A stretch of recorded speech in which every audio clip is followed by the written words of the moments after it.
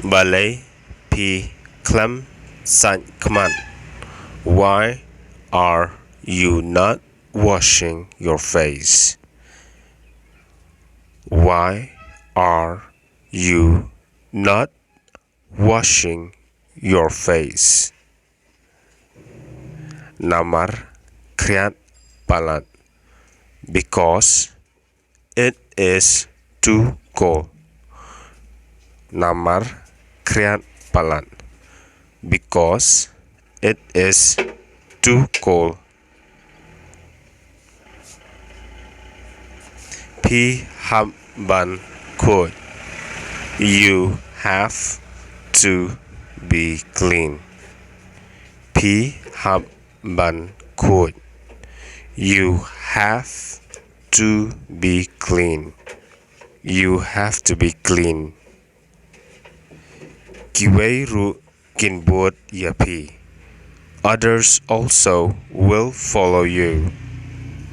Kiwei ru kinbot yapi. Others also will follow you. Pong Gijan Bakhot. Wear clean clothes. Pong Gijan Bakhot. Wear clean clothes. Wear clean clothes. Ngan ham san shwa. I have to wash it first.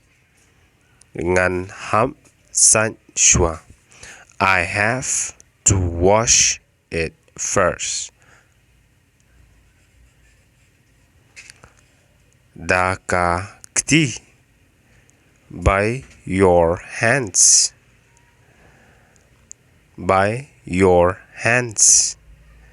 Daka kti. By your hands. Nga pendankam washing machine. I am using washing machine. Nga pendankam washing machine. I am using washing machine. I am using washing machine.